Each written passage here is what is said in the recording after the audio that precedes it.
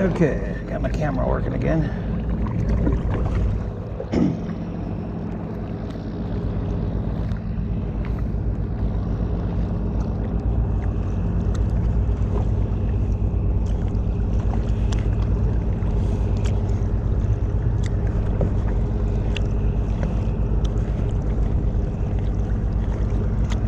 So I was watching a video clip tonight, or I guess it was a live streaming video of downtown Portland by the federal building.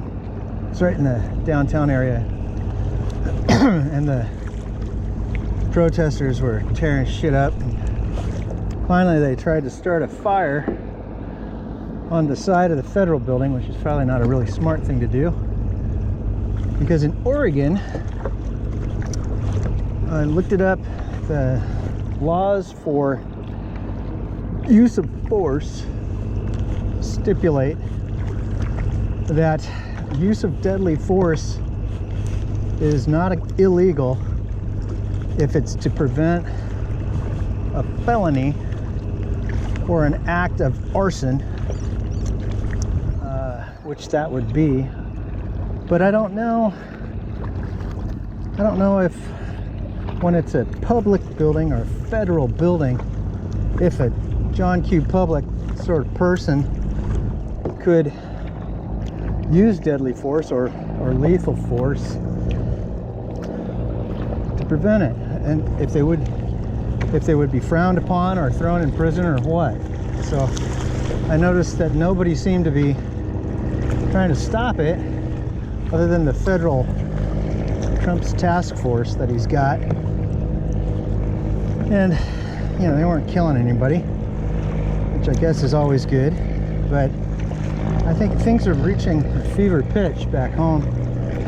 It's really surreal being here, because you see all of these things that you'd always thought would happen maybe in your lifetime, maybe after your lifetime, but they're happening right now. You know, and I'm a prepper.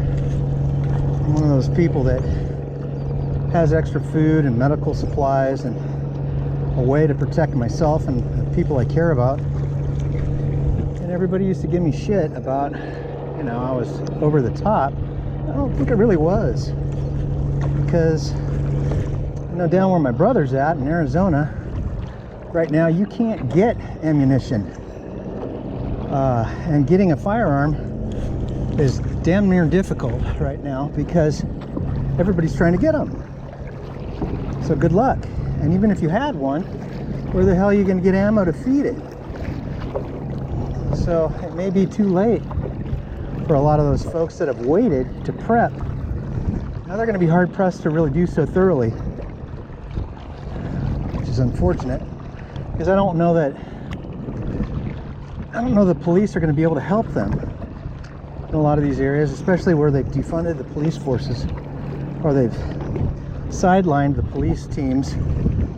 They don't have anyone to respond to protesters in their neighborhood that may want to burn their houses down or steal their stuff that they use to operate a business. You know, you look at downtown Seattle, you see all that whole area is boarded up. No, there's no way somebody could operate a business there. Not if they were sane. Anya and I had that food cart in Portland, in North Portland on, I think it was Richland, up by, it was North Richmond Street, kind of up by the Safeway there. And I think a lot of that area, they've had some trouble there too.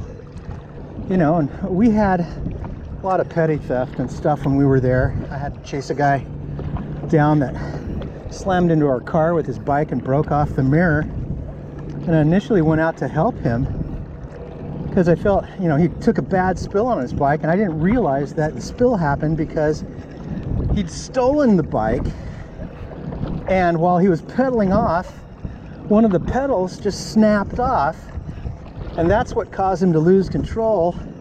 He crashed into our car. I didn't see him crash, I just heard it, and I ran out, and he was injured, and I helped him pick himself up and stuff. And then one of our fellow carters in the area said, hey, those guys That guy slammed into your car, which I didn't know. So I ran to apprehend the guy. He was riding away. I went and I grabbed a machete. I was angry, which probably was a stupid thing to do, but live and learn, right? I didn't use the machete on him, but I sure wanted to. I tracked him down and agreed to let him live to fight another day, but told him what a dipshit he was and how much I wanted to put the hurt on him for what he'd done. But I just cooled off and went back to work. So, but I don't think a lot of those people there can do that now. They don't have the ability to go back to work. If you had a little food cart like we did, you're fucked.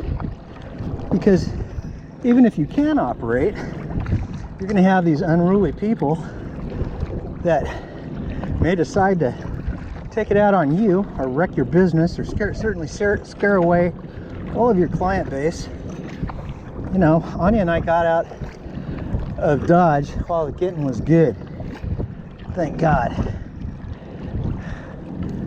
But a lot of people still have businesses and things that they're paying rent on in places you can't even go there. It's just too dangerous. And realistically, a lot of the people that used to buy our food were working class people. And they all lost their jobs. At least some of them did. A lot of them did. Some of them have gone back to work, but not all of them. And the ones that did took a hit financially. They didn't have extra money to go out and have lunch or go out to dinner. They've got to save every penny they've got right now because of this damn pandemic. So it's a tough time for the folks back there. We've had a rough time with the pandemic here, but we clamped down really early on. You know, we neighbor China. It's there's one country, you know, we've got Laos and we've got Cambodia and Vietnam nearby and Burma to the east. So they've got those buffer zones to slow down the Chinese. Initially we had a lot of Chinese tourists blow through because they wanted to go on their vacations. They wanted to get the hell out of China, rightfully so, and they had just figured out that they were going to have a pandemic. They didn't want to get locked down. So they came to Thailand, and as a result, Thailand got really strict about securing the borders and making sure that the people in this country weren't going to be exposed unnecessarily. So, which was, I think that was really smart of Thailand's leadership to do that. But unfortunately, with Thailand being so reliant on the tourist base, it's really killed Thailand economically. It's been terrible. There are a lot of resorts down by Pattaya and further south. You know, there are hundreds of seaside communities that their bread and butter was catering to Western tourists and Chinese tourists in the recent past, you know, the last 10-15 years. And all that's gone. It's just boom, the curtain fell, and now we've got hundreds and hundreds of hotels that are on the block to try to be sold. Nobody's gonna buy them. I really feel bad for the people. Fortunately here, the Thai people are so resilient and so willing to help each other that right when this all happened with the pandemic, they started having like soup kitchens at all the temples, and the temples here are everywhere. Every kilometer or so there's a temple, and they serve their nearby people. You know, I guess like a church has a congregation, the temples have their worshipers that come, and they take care of each other. You know, they don't have welfare in Thailand, so to speak. They don't have free charity, unlimited welfare and social assistance programs. They have charity through the temple so that you don't go hungry, and that if you're a man and you need a place to stay for the night or for a while, you can stay there for free.